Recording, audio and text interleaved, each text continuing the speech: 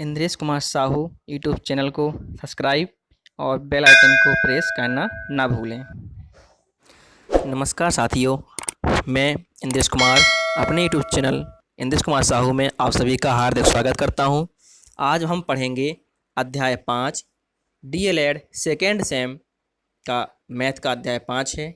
तो आज हम इसको शुरू करेंगे। हमारा पाठ का नाम है पूर्णांक तथा परिमेय संख्याओं पर गणितीय संक्रियाएं तथा उनके प्रतिलोम। ये प्रतिलोम यहाँ पर गलत छपा हुआ है, यहाँ पर है प्रतिलोम है। क्या है? लोम है। ठीक है, प्रतिलोम मतलब उल्टा व्युत्क्रम। ठीक, हम इसके बारे में आज पढ़ेंगे। यदि कोई भी भैया बहन यदि मेरे वीडियो में नए हों, मेरे चैनल पर यदि नए आए हों तो मेरे चैनल को सब्सक्राइब और वीडियो को लाइक ज़रूर करें। तो हम आगे पढ़ेंगे।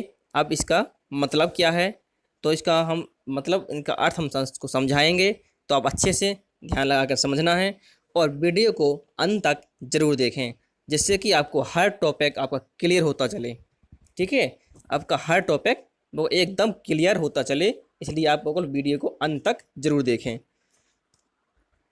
हमारा प्रश्न कह रहा है, परिमेय संख्याओं के लिए निम्नलिखित नियमों की परिभाषाएं कीजिए।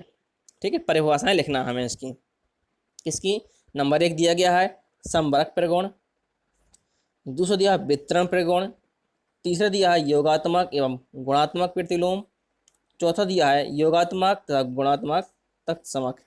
ठीक है, तो हम इस के नाम आपको बिल्कुल परिचित होंगे, क्योंकि मैं अध्याय 4 में इसका थोड़ा बहुत अंश आपको बता चुका हूँ।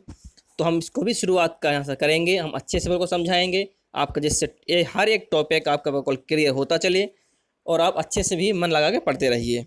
ठीक है, हमारा पहला है समवर्ग नियम। क्या कह रहा है? समवर्ग नियम, क्लोजर लॉ।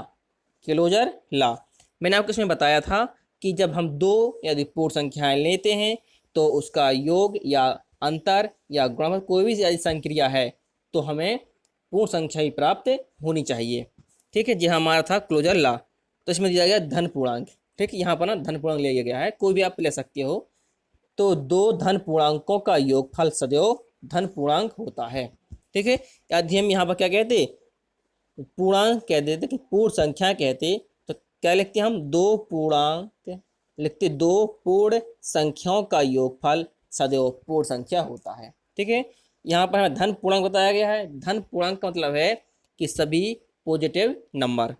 ठीक है, तो हम इसमें दिया गया है कि दो धन पूर्णांकों का योगफल सदैव धन पूर्णांक होता है।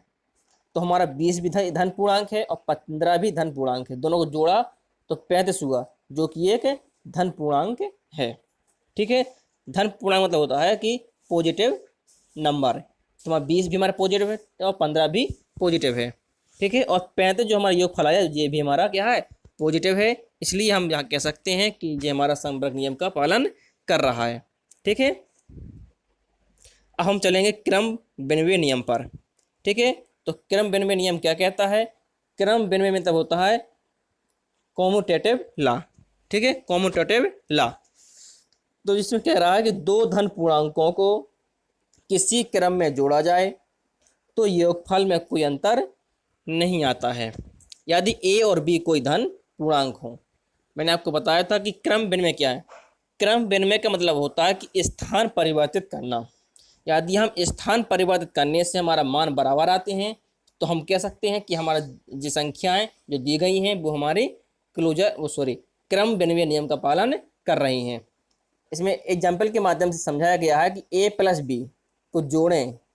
ठीक है, तो ए प्लस बी का योग और बी प्लस ए का योग क्या है? बराबर यदि आता है तो हम कह सकते हैं कि हमारा क्लोजर क्रम विनिमय नियम हमारे यहाँ पर पालन हो रहा है। क्योंकि यहाँ पर हमने क्या किया? स्थान बदल दिया। पहला हमें दिया था ए प्लस बी का हमने योग किया और फिर हम बी प्लस ए का योग करें।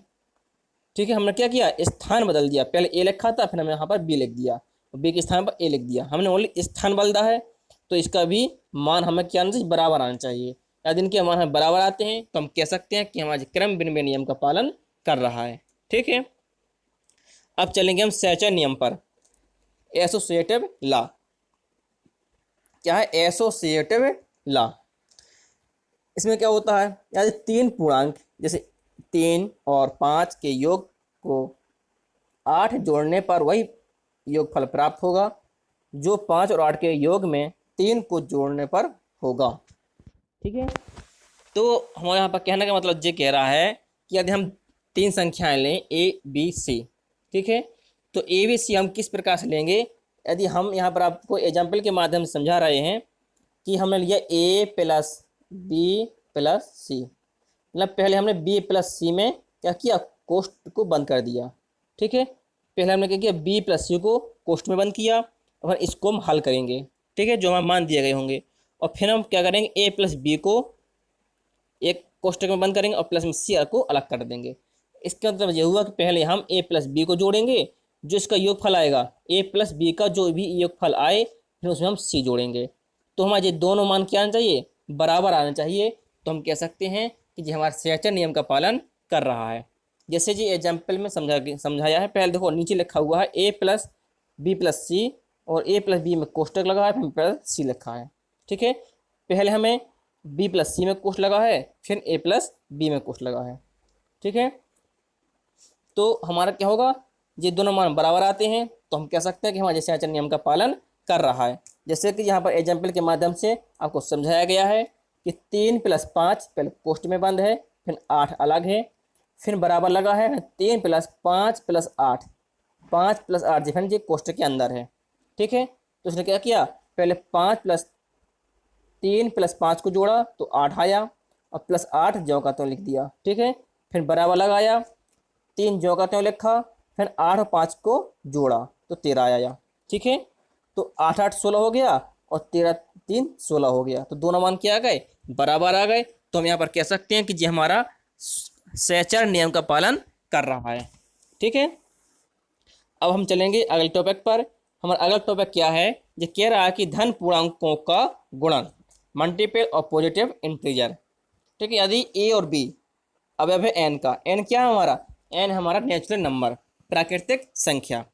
ठीक है, ए बी हमारे यदि प्राकृतिक संख्याएं हैं तो ए और बी के गुणनफल को ए क्रॉस बी या ए बी से प्रकट करते हैं। गुणा का चिन्ह गुणा की संक्रिया का प्रतीक है। ये गुणा का चिन्ह क्या होता है, गुणा की संक्रिया। जैसे हम कहते हैं कि धन की संक्रिया तो क्या लगाएंगे आप, प्लस लगाओगे। हम कहेंगे घटाना की संक्रिया तो आप क्या करोगे, माइनस लगाओगे। यदि हम कहते हैं गुणा की संक्रिया तो आप गुणा का चिन्ह लगाओगे। हम कहते हैं भाग की संक्रिया तो आप भाग का चिन्ह लगाओगे। तो ये जो चार चिन्ह हैं ये हमारी संक्रियाएं कहलाती हैं। ठीक है, तो इसी का भी दिया गया है, संबरक नियम दिया गया है धन पूर्णांकों का। ठीक है, वही है पूरा चीज वही है। अब ये कहाँ पर आ गया, गुणा में आ गया, गुणन का संक्रिया करना है। ठीक है, हमें धन पूर्णांकों का गुणन करना है, गुणन। तो मैंने आपको अध्याय 4 में बताया है, अध्याय 5 में भी है, तो आप इसमें भी समझ सकते हैं कि संबरक नियम क्या है, क्लोजर प्रॉपर्टी। दो धन पूर्णांकों का गुणनफल धन पूर्णांक होता है। ठीक है, अभी हमने क्या पढ़ा था, प्लस में पढ़ा था, अब क्या आ गया, गुणा में आ गया। कोई दिक्कत नहीं है, हम बस चिन्ह को ओनली परिवर्तित करना है और कुछ नहीं करना है। ठीक है, तो हमने क्या कह रहा है कि धन पूर्णांकों का गुणन करना है। तो धन पूर्णांकों का हमने गुणा किया तो 7 गुणा 5 हमारी धन संख्याएं हैं और बराबर 35, ये भी हमारा प्लस में प्राप्त हुआ है। तो हम कह सकते हैं कि हमारा संबरक नियम का पालन करता है। अब हम चलेंगे क्रम विनिमय नियम पर। तो क्रम विनिमय नियम भी यही होता है, मैं आपको बताया था कि ओनली स्थान बदलते हैं। स्थान बदलने से यदि दोनों मान हमारे बराबर आते हैं तो हम कह सकते हैं कि ये हमारे क्रम विनिमय नियम का पालन कर रहा है। इसमें दिया गया कि क्रम विनिमय नियम, यदि दो धन पूर्णांकों का गुणा किसी भी क्रम में किया जाए तो गुणनफल सदैव समान रहता है।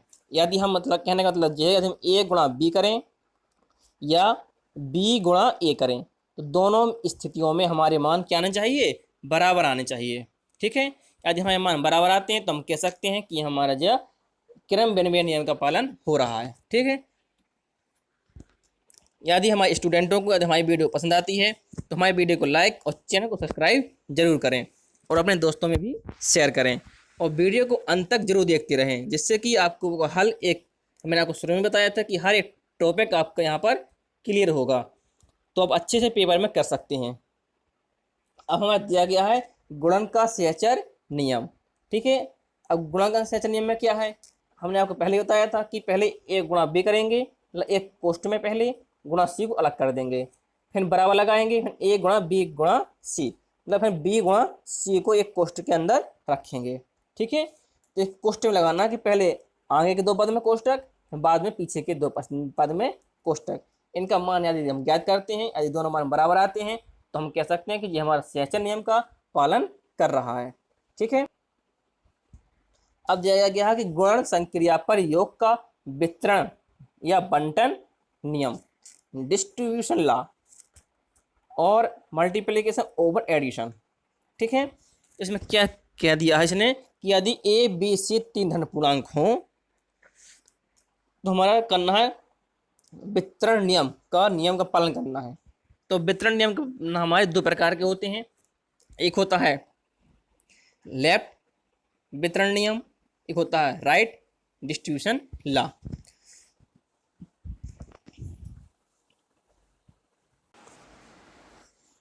तो हम इसमें करेंगे कि हमारा इसमें दिया गया ए गुणा बी प्लस सी। ठीक है, इसको हल कैसे करेंगे, यदि हम लेफ्ट से गुणा करते हैं, तो हमारा कहलाता है कि लेफ्ट डिस्ट्रीब्यूशन लॉ। ठीक है, यदि हम लेफ्ट से गुणा करते हैं तो लेफ्ट डिस्ट्रीब्यूशन लॉ कहलाता है। इसकी हिंदी में कहते हैं बायां वितरण नियम। क्या कहते हैं, बायां वितरण नियम कहते हैं इसे हम। ठीक है, तो इसको हम लेफ्ट से गुणा करेंगे तो ए गुणा बी आएगा, फिर प्लस का चिन्ह लगा प्लस का लगा देंगे, फिर ए गुणा सी आएगा। ठीक है, ये हमारा वितरण नियम कहलाता है। ठीक है, यदि हम राइट से गुणा करें, यदि हम लिख दें कि यदि हम लिख दें क्या ए प्लस बी और गुणा लगा दें सी का। ठीक है, तो अब क्या हो गया, जी सी हमारा राइट में है। ठीक है, तो हम क्या कहेंगे, राइट डिस्ट्रीब्यूशन लॉ। इसको सी का हम अंदर गुणा करेंगे तो ए गुणा सी प्लस बी गुणा सी आएगा। ठीक है, तो हम ए गुणा सी करेंगे और बी गुणा सी को भी करेंगे, जो मान आएगा दोनों को हम जोड़ देंगे। ठीक है, तो ये हमारे कहलाते हैं लेफ्ट और राइट डिस्ट्रीब्यूशन लॉ।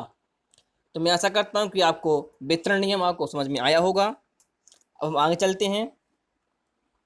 अब दिया गया कि पूर्णांक में योग तथा गुणन की प्रतिलोम ज्ञात कीजिए। तो इसमें दिया गया कि पूर्णांक में 0 योगात्मक प्रतिलोम तथा 1 को गुणात्मक प्रतिलोम कहते हैं।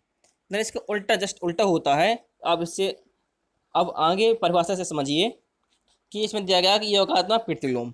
ठीक है, तो योगात्मक प्रतिलोम क्या होता है, आप सीधे डायरेक्ट समझिए कि पूर्णांकों के ऐसे योग में जिनका योग शून्य होता है। ठीक है, हमें ऐसे दो पूर्णांक लेने हैं कि जिनका योग शून्य हो, तो एक दूसरे के योगात्मक प्रतिलोम कहलाते हैं। तो जो कहलाते हैं एक दूसरे के योगात्मक प्रतिलोम। जैसे हम कहते हैं पूर्णांक ए का योगात्मक प्रतिलोम माइनस ए होगा, तो हम ए प्लस माइनस ए को जोड़ेंगे तो क्या आएगा, 0 आएगा। ठीक है, जहाँ 0 है यहाँ पर ए नहीं है, जहाँ पर 0 आएगा।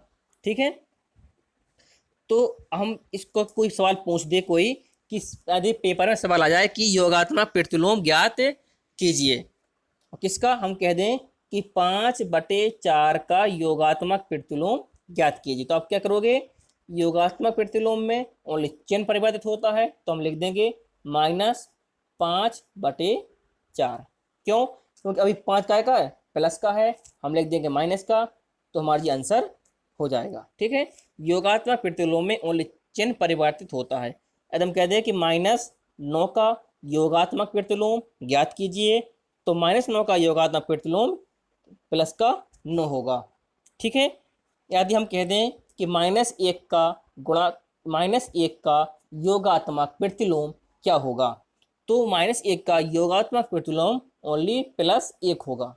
ठीक है, तो अब ये अच्छे समझिए कि योगात्मक प्रतिलोम में ओनली चिन्ह परिवर्तित होता है। यदि प्लस का है तो माइनस हो जाएगा, माइनस का है तो प्लस का हो जाएगा। ठीक है, अब ये उदाहरण के रूप में दिया गया कि सिद्ध कीजिए कि किसी पूर्णांक का योगात्मक प्रतिलोम द्वितीय होता है। क्या होता है, द्वितीय। ठीक है, अद्वितीय होता है। ठीक है, किसी पूर्णांक का योगात्मक प्रतिलोम अद्वितीय होता है। तो अब अद्वितीय होता है मतलब क्या करेंगे, इसको हम हम पहले माने कि माना कि ए एक पूर्णांक है जिसके दो योगात्मक प्रतिलोम बी और सी हैं। ठीक है, बी और सी हैं। तो मैं आपको क्या बताया था, यदि हम ये संख्या को और उस संख्या की योगात्मक प्रतिलोम को दोनों को जोड़ते हैं तो हमारा योगफल कितना आता है, 0 आता है। क्यों, जब हम कहते हैं कि -1 हमारी संख्या है और इसका क्या योगात्मक प्रतिलोम क्या है, 1 है, और दोनों को जोड़ेंगे तो जब हमारे दोनों कट जाएंगे तो क्या आएगा, 0 आएगा, आएगा ना। तो संख्या हमारी ए है और ये प्रतिलोम क्या है, बी है, तो दोनों को जोड़ेंगे तो बराबर 0 आएगा। इसी प्रकार से ए और सी को जोड़ेंगे तो भी मान 0 आएगा। ठीक है, तो ए प्लस बी भी 0 के बराबर है और ए प्लस सी भी 0 के बराबर है। इस प्रकार से हम कह सकते हैं कि ए प्लस बी बराबर होगा ए प्लस सी। ठीक है, जब जहाँ जी दोनों मान 0 के बराबर हैं तो हम कह सकते हैं कि ए प्लस बी और ए प्लस सी दोनों के मान बराबर होंगे। तो हम दोनों के मान बराबर कर देंगे तो ए से ए कट जाएगा तो बी बराबर सी आएगा। क्या आएगा, बी बराबर सी, मतलब दोनों प्रतिलोम क्या हो गए, आपस में बराबर हो गए। तो हमारा सिद्ध हो जाएगा कि किसी पूर्णांक का योगात्मक प्रतिलोम अद्वितीय होता है। ठीक है, अब हम चलेंगे आगे नेक्स्ट क्वेश्चन पे। अब हमारा नेक्स्ट क्वेश्चन क्या कह रहा है, अब हमारा नेक्स्ट क्वेश्चन कह रहा है, हमारा नेक्स्ट क्वेश्चन है कि पूर्णांक 6, 9, 11 को गुणा के सहचर नियम की पुष्टि कीजिए। अब ये क्या कह रहा है, सहचर नियम बता रहा है कि हमें जो संख्या दी गई ए का मान 6, बी का मान 9, सी का मान 11। ठीक है, तो हम जानते हैं कि हमारा सहचर नियम क्या होता है, ए गुणा बी एक पोस्ट में और गुणा सी बराबर होगा ए गुणा बी गुणा सी के। तो यही मान इसमें लिखा हुआ है। ठीक है, पहले 9 गुणा 6 गुणा 9 किया, फिर गुणा 11। ठीक है, तो 9 छक 54 गुणा 11 को हल किया तो 594 आया। फिर हम 6 को अलग कर देंगे और 9 गुणा 11 करेंगे, यही हमारा नियम होता है। 9 गुणा 11 किया हमने तो 6 गुणा 99 आया। इसको हल करेंगे तो 594। तो क्या हुआ, दोनों मान हमारे आपस में बराबर आए। तो इसी को हम कहते हैं गुणा के सहचर नियम की पुष्टि होती है। ठीक है, अब चलते हैं अपने नेक्स्ट क्वेश्चन की ओर। हमारे क्वेश्चन भी सेम टू सेम वही है। अब चलेंगे उदाहरण, दूसरा क्वेश्चन दिया गया है कि उदाहरण के द्वारा समझाइए कि पूर्णांक में अंतर की संक्रिया का क्रम विनिमय नियम नहीं है। इसमें कहा गया कि यदि हम अंतर का चिन्ह लें, यदि हम अंतर की संक्रिया लेते हैं, अंतर मतलब घटाने की संक्रिया को हम लेते हैं, तो हमें ये सिद्ध करना है कि क्रम विनिमय नियम का पालन नहीं करता, और उदाहरण के माध्यम से। ठीक है, तो हम सॉल्व करेंगे, हम लिखेंगे क्रम विनिमय नियम a माइनस बी बराबर b माइनस ए। ठीक है, तो हमारा क्रम विनिमय नियम क्या कहता है कि यदि हम स्थान बदल दें तो हमारे मान क्या चाहिए, बराबर आने चाहिए। यदि हम स्थानों को चेंज कर दें, संख्याओं के स्थानों का स्थान चेंज कर दें तो हमारे दोनों मान हमारे बराबर आने चाहिए। ये हमारा क्रम विनिमय नियम कहता है। ठीक है, अब हमें जी हाँ सिद्ध ये करना है कि अंतर में भी यदि क्रम विनिमय नियम लगता है कि नहीं। तो हमने माना कि ए और बी हमारे दो पूर्णांक हैं, हमने ए का मान हमने 5 मान लिया और बी का मान हमने 3 मान लिया। तो हमने पहले क्या किया, ए माइनस बी किया, तो 5 माइनस 3 बराबर 2 आएगा। और फिर हमने स्थानों को बदल दिया, ए के स्थान पर बी लिख किया और बी के स्थान पर ए लिख किया। ठीक है, हमने ये दोनों मान इसमें नोट कर लिए हैं। तो हम बी का मान हमने लिखा, हमने बी का मान हमारा 3 दिया गया है और ए का मान 5। तो 3 माइनस 5 करेंगे तो माइनस का 2 आएगा। ठीक है, तो हमारी एक संख्या प्लस में आई और एक संख्या माइनस में आई। तो हम कहेंगे देंगे कि हमारे दोनों मान बराबर नहीं है, इसलिए जे घटाने की संक्रिया में क्रम विनिमय नियम पालन नहीं होता है। ठीक है, अब चलेंगे हम नेक्स्ट क्वेश्चन की ओर।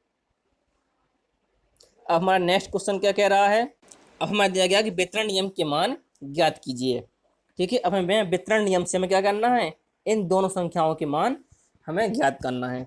हाँ, पहला सवाल दिया गया है कि 487 गुणा 1008।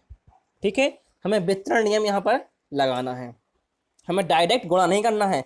आप कहो कि कितना सिंपल सवाल दिया गया है, हम सीधा गुणा कर दें और आंसर आ जाएगा। आंसर तो आपका आ जाएगा, लेकिन ये नियम आपका गलत माना जाएगा, क्योंकि हमें जिस नियम से हमारा सवाल कह रहा है हमें उस नियम से सवालों को हल करना है। ठीक है, तो हमने आपको अभी बताया था कि वितरण नियम क्या होता है।